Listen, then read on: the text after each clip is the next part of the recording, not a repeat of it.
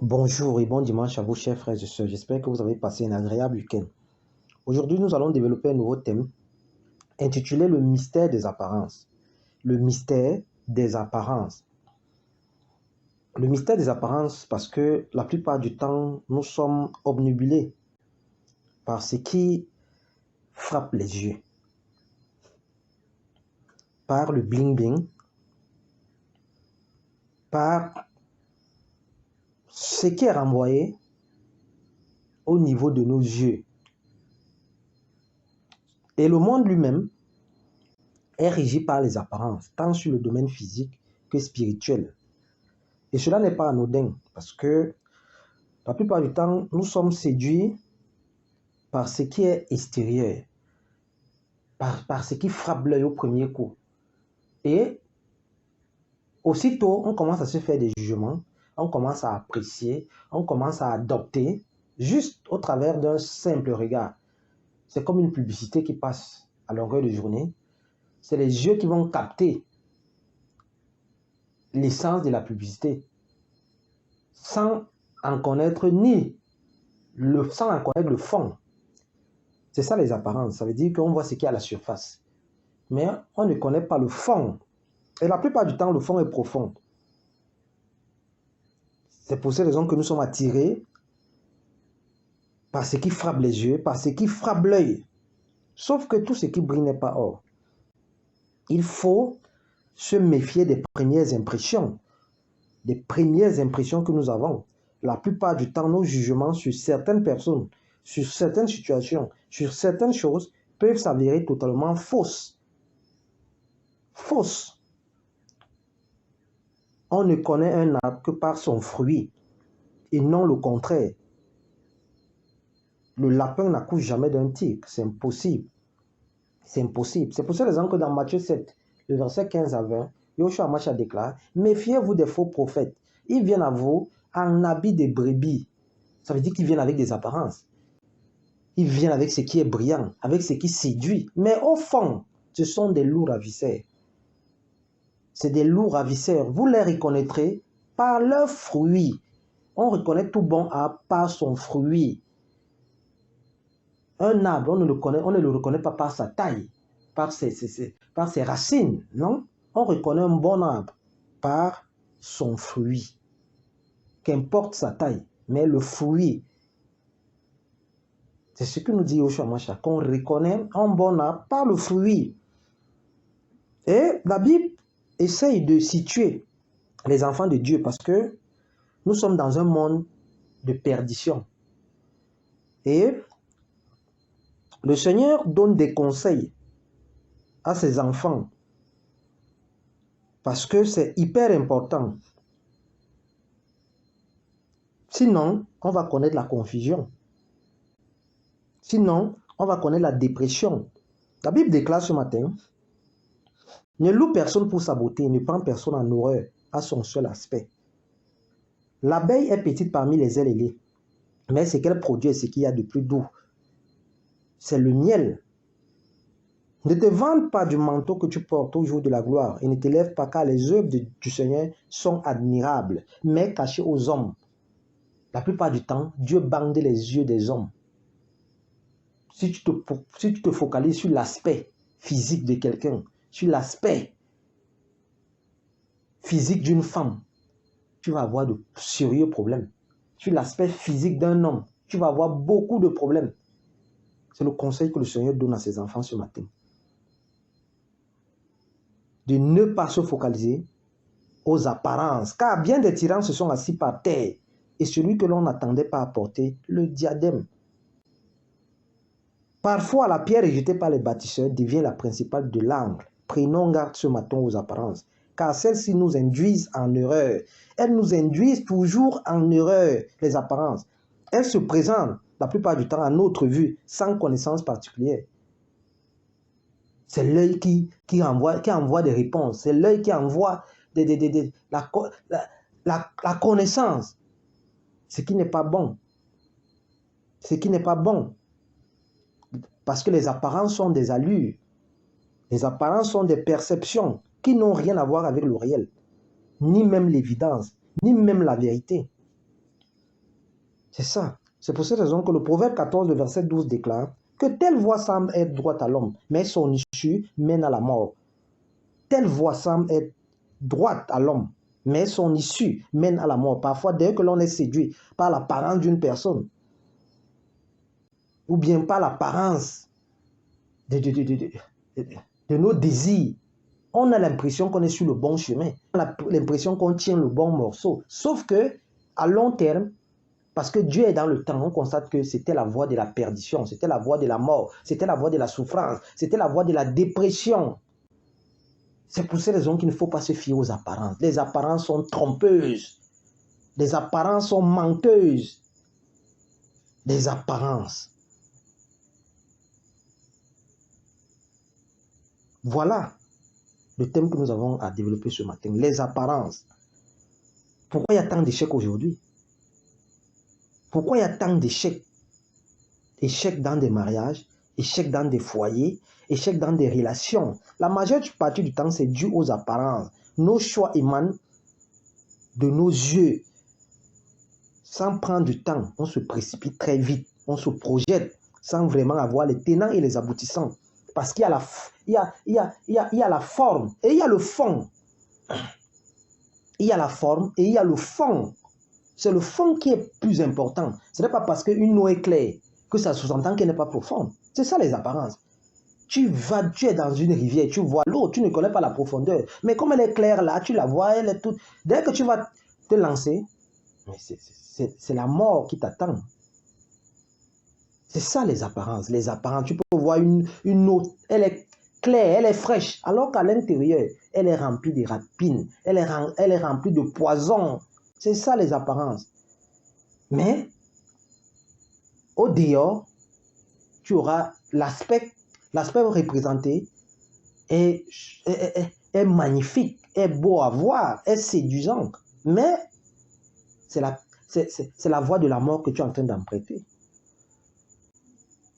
Des apparences. Et les escrocs, que ce soit sur le plan physique, que ce soit sur le plan spirituel, ont compris qu'il fallait mettre le paquet sur les apparences. Parce que la plupart du temps, les apparences ont pour but de séduire les gens. Que ce soit sur le plan spirituel, on voit cela à longueur de journée. C'est les apparences. Ça, c'est le dehors de la coupe. Mais l'intérieur, il y a beaucoup de choses cachées.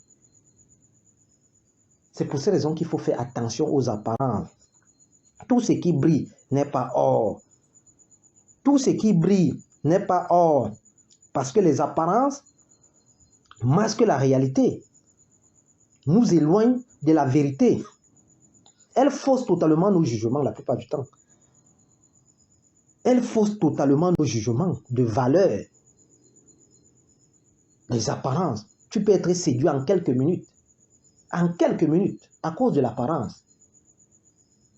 C'est après que tu vas te rendre compte que, hey, j'ai été emporté, hey, j'ai été emballé. C'est ça, surtout dans ce monde où nous vivons. C'est pour cette raison que ce matin, le Seigneur parle à ses enfants que faisons attention aux apparences. Parce que la plupart du temps, Dieu ne fonctionne pas avec des apparences. Je me gosais à longueur de journée à dire, Dieu ne fonctionne pas avec des titres. Dieu ne fonctionne pas avec avec ceci ou cela. Dieu fonctionne avec des vases disponibles, avec des gens qui sont capables de le recevoir, capables de le contenir. Tout le reste, c'est les yeux. Tout le reste, c'est les apparences. Et nous allons lire ce matin, parce qu'il y a une histoire incroyable. Dans 1 Samuel 16, une histoire incroyable dans 1 Samuel 16. Et cette histoire nous présente une leçon de vie à retenir ce matin. Alors le Seigneur va s'adresser à son serviteur, Samuel, qui était un véritable homme de Dieu, pour le choix du nouveau roi d'Israël. Et ce dernier devait sortir de la maison de Ben Saïd. Ben Saïd ici, c'est le père de David. Sauf que ce dernier le père de David avait 7 garçons. Et Samuel ne savait lequel avait la faveur du Seigneur. Et Samuel va donc se rendre dans la maison de Ben Saïd. Et ne sachant pas quel était l'enfant choisi par l'Éternel, on va lui présenter 6 garçons. Parce que le dernier, c'était David. David n'était pas là. David, il était en train de garder les brebis. Sauf que lorsque le premier garçon va venir, du nom d'Eliab, Samuel va se dire, en voyant Eliab, Eliab était grand de taille, certainement loin de l'Éternel. Lorsque Samuel va voir Eliab, Samuel va dire, c'est certainement loin de l'Éternel. Loin ici, ça veut dire quelqu'un qui a la faveur de Dieu. C'est ça que ce terme est galvaudé aujourd'hui, mais on aura le temps de revenir sur le mot onction, oin. Oin ici, dans l'Ancien Testament, c'est quelqu'un qui avait été choisi par l'Éternel. Et ce qui montre qu'un homme est choisi par l'Éternel dans l'Ancien Testament, il y avait une huile d'onction qu'on posait sur ta tête.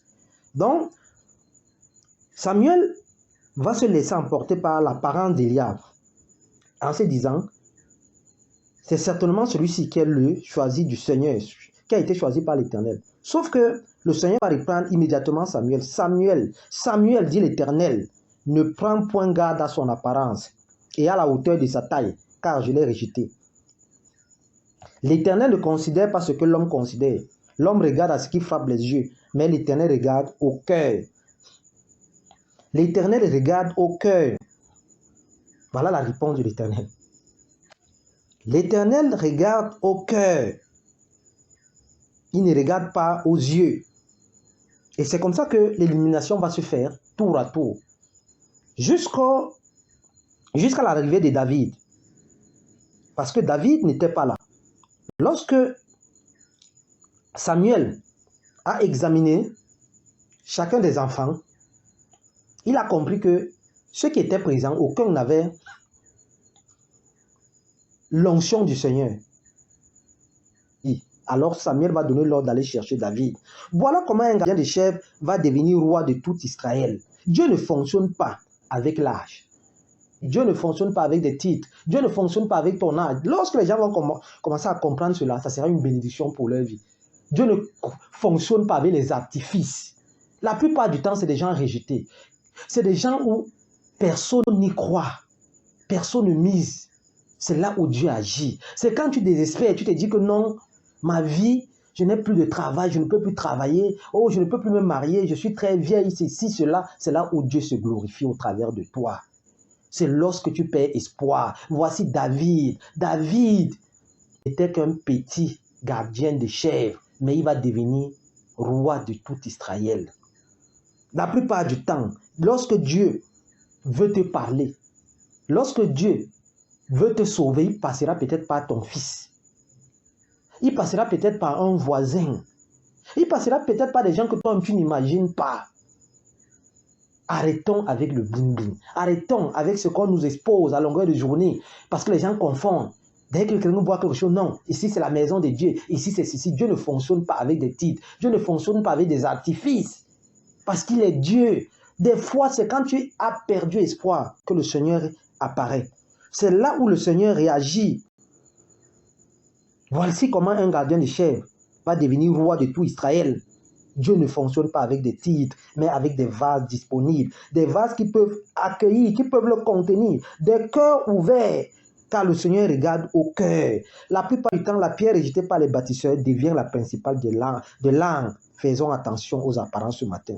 Car il y a des familles entières où des filles belles et pieuses ne sont jamais allées en mariage. Quand quelqu'un de sérieux se pointe même, la sorcellerie familiale le chasse. Et là, c'est vice-versa. Il y a des hommes qui n'ont jamais eu à travailler, malgré les diplômes, malgré les concours de gauche à droite. Ça ne marche jamais. Tu te questionnes que, mais qu'est-ce qui ne va pas? La plupart du temps, c'est les gens qui sont dans ton entourage. La plupart du temps, c'est des gens qui ont le même sang que toi.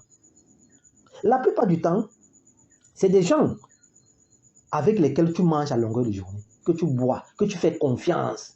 C'est eux. Parce que tu vas te questionner, mais j'ai beau prier, j'ai beau faire ceci, cela. Les mêmes choses reviennent. Quand ça revient comme ça, ne t'étonne pas que, sache que le problème est sous tes pieds. Ne cherche pas les voisins, ne cherche pas ailleurs. Mais ces gens ont quoi? Ils ont des voiles. C'est ça les apparences. Les apparences, c'est un voile. Ceux qui ont des apparences ont des voiles. Ils sont voilés.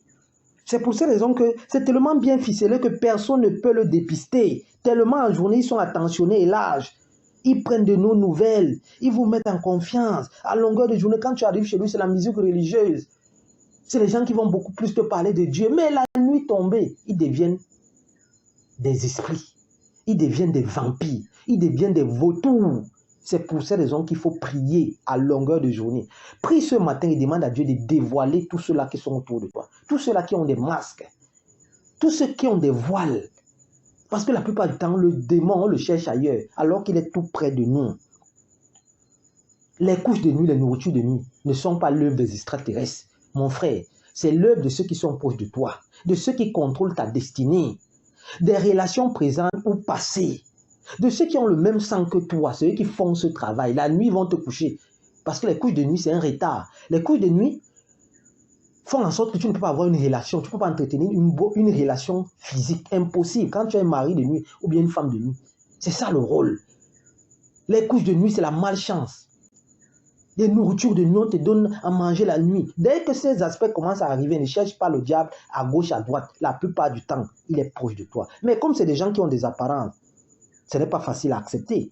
Ce n'est pas facile à admettre. Ce n'est pas facile à admettre. Le diable, la plupart du temps, n'est jamais loin de nous. D'ailleurs, nous fournissons nous-mêmes des informations, sans le savoir, car il porte des masques et des voiles. Le diable n'est jamais loin, mes frères et sœurs. Méfions-nous des apparences. Voilà pourquoi Yoshua Mashiach va déclarer aux pharisiens et aux sadducéens de laver d'abord l'intérieur de la coupe au lieu de laver l'extérieur. Parce que la plupart du temps, les gens ont des extérieurs tellement beaux à voir, mais au-dedans, ce sont des loups ravisseurs. Au-dedans, ce sont des vampires. Au-dedans, c'est eux qui bloquent nos destinées. C'est eux le problème. Mais c'est tellement bien ficelé que tu ne sauras pas qui te bloque. Alors que le démon est là, c'est à lui que tu vas te confier. C'est avec lui que tu vas boire. À peine tu as un problème, il sera le premier à arriver, alors que c'est lui ton problème. Ouvrons les yeux ce matin et demandons à Dieu le discernement. Demandons à Dieu de nous éclairer vis-à-vis des apparences. Bon dimanche, bon début de semaine. Que le roi de gloire continue à veiller sur vous.